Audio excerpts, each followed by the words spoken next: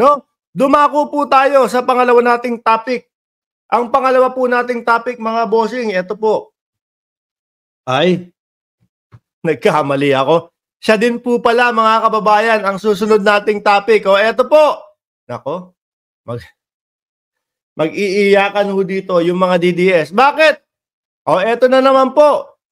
Nag-uumpisa na naman pong magsumigaw ang ICC. O, nag-uumpisa na naman pong sumigaw yung mga gustong managot ang dating presidente. Napapasukin na daw po ang ICC.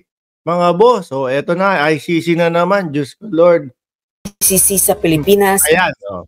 Sabi dito, mga bossing, kailangan yata gumawa na ng hakbang ang gobyerno para makapasok ang ICC. Hinikayat ni Gabriela Women's Party List Representative Arn Brosas ang Marcos administration na makipagtulungan na sa International Criminal Court o ICC kaugnay ng investigasyon sa extrajudicial killings o EJ case sa anti-drug war ng nagdaang administrasyon. Ginawa nito ang pahayag ng humarap sa House Quadruple Committee o Quadcom ang ayan po mga kababayan ha. Unang-una, isa sa dahilan kung bakit gusto na nitong makapasok ang ICC, mga bossing, pati ng taong bayan, ay dahil po doon sa, yung tipo bang parang wala na silang sinusunod na batas sa atin, binabastos na nila ang Kongreso at Senado, yung mga pagpapatawag sa kanila para makatulong, no? Doon sa kaso, binabaliwala nila, hindi nila pinupuntahan. Isa po yun sa nakikita ko na dahilan kung bakit humihingi na din po ng saklolo sa ICC itong mga ito, mga bossing. Biruin nyo ha, ayan may mga biktima. Nagsasabi sila ay nalabag ang karapatang pantao. Iniimbitahan ngayon si Bato, iniimbitahan ngayon sila Bungo. O ano nangyari?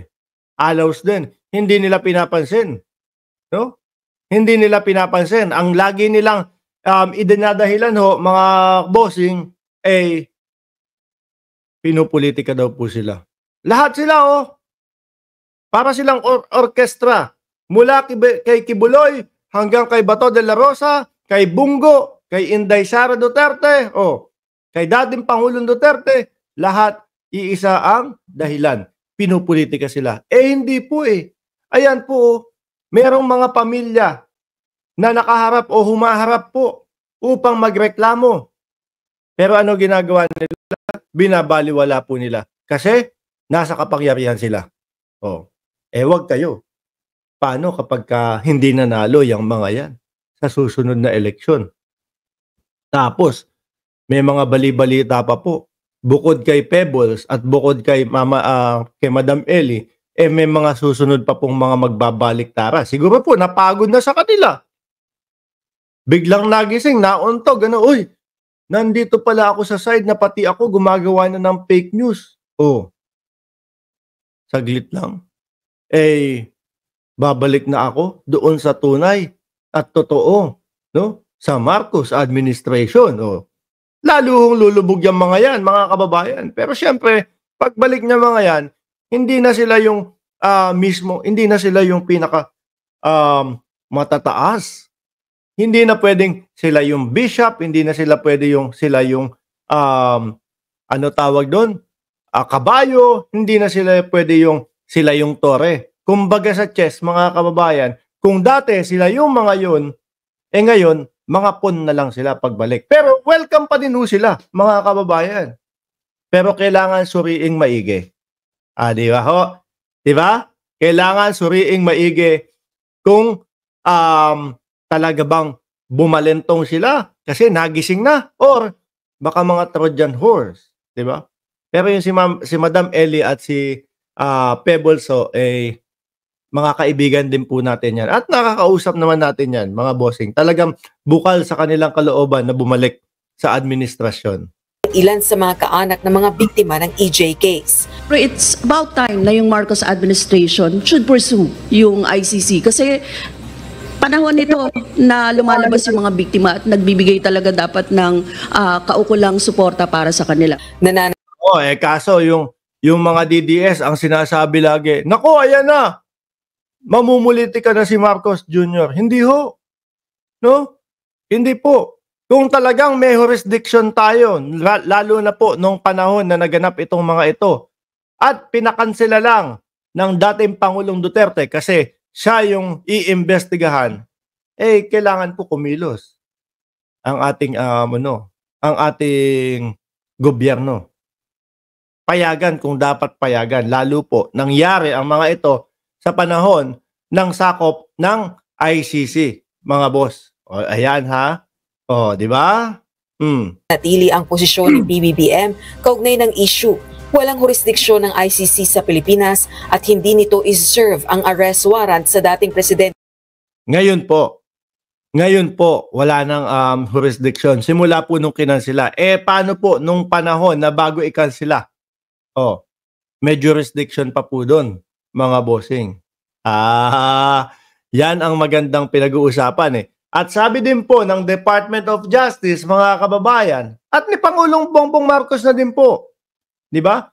Pag-aaralan namin kung ano yung mga legal na proseso nito. Ibig sabihin, hindi ho sarado yung usapan na papapasukin yung ICC.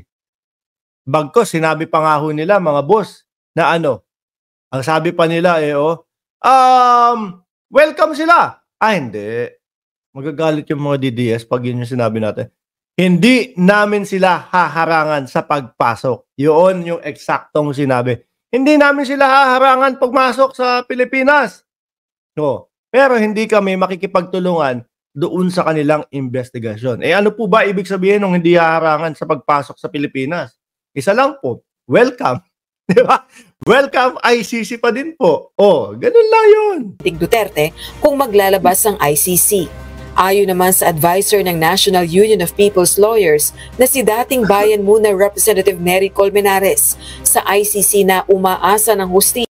Ako po mga bossing, yan po doon sa Kabag Party List, yan kailan Nery Colmenares ho, mga kababayan. Hindi ako saludo dyan. No? Pero hindi naman po porket hindi ka alyado o galing sa kabilang kampo o galing sa doon sa hindi mo sinusuportahang mga partido, hindi natin papakinggan. Kailangan po lahat pinapakinggan natin yan, mga kababayan. Bilang po o para po sa patas, no? Na pag-aanalisa ng bawat sitwasyon. Ayan po, tingnan nyo. No? May mga biktima na humihingi po ng tulong. Di ho ba? Ang mga pamilya ng mga biktima ng EJ case. Mahirap talaga magsampa ng kaso dito sa Pilipinas. May kaso ngayon, Mr. Chair, sa ICC. And in this case, Mr. Chair, dito medyo umaalagwa ang investigasyon because they started way back in 2017, 2018. So matagal na yun na sila nakakalap ng maraming dokumento and therefore, para sa mga biktima, isa itong paraan para magkaroon sila ng hustisya. Samantala, humingi naman ng paumanhin sa mga kaanak ng mga... Isa pa din po ito, mga bossing. No? Si Garma. Nung mga unang hearing, hirap na hirap pong pigain, hirap na hirap pong makakuha ng impormasyon sa kanya. Pero nakapag-isip-isip, ayun. Unti-unti na pong isinisiwalat, mga kababayan, lalo na po yung reward system. Yan. Nabanggit na din po ni Garma yan, mga bossing. Biktima ng anti-drug war, si retired Police Colonel Royina Garma, naging hepe ng Cebu City Police. Dati rin itong General Manager ng Philippine Charity Sweepstakes Office o PCSO sa ilalim ng dating Pangulong Duterte. I am very sorry in behalf of my men na nagkamali sa inyo. I'm very sorry. But I cannot control all of them. Lahat sila trained police officer. Alam nilang rules of engagement. Yung paghingi po ng kapatawaran, mga kababayan, ano po ibig sabihin nun? Ibig sabihin, may nangyari talaga. But alam mo, once you are in the ground, you will always use your discretion. Hindi mo yan talaga, instinct yan ng tao, discretion. At nakita ko rin naman na ginamit na nagkakamali. Inaamin ko may nagkakamali. Pero pinagbibigyan ko kung saan nyo gusto file ng case, pinagbibigyan ko, hinahayaan ko. At lahat po yan na-process ang crime scene. Which is not under my control ang crime scene. Separate unit mo humahawak niyan. Sa Quadcom, inihayag ni Garma na kinausap siya ni dating Pangulong Duterte at pinaghahanap siya ng operatibang maaaring magpatupad ng Davao model ng anti-drug war sa buong bansa. Ayun na nga po mga kababayan. From Davao na doon lang yung operasyon, biglang naging buong bansa na mga boss. Uulitin ko ho tayo walang problema sa laban kontra droga. Kaya lang, hindi ito naipatupad ng maayos, mga kababayan. Mayroon pong mga karapatang pantao na nalabag, mga boss. Yun po yung ayaw natin. Miski naman sa inyo mangyari yun. Labagin ang inyong karapatang pantao, aayaw kayo, di ba? May cash reward umano ang Davao model kaugnay ng operasyon ng mga tauhan ng pulisya, kabilang na ang pagkamatay ng mga sospek. Kinukonsidera ng House Quadruple Committee na imbitahan sa pagdinig nito sina dating Pangulong Rodrigo Duterte at Senator Ronald Bato de la Rosa.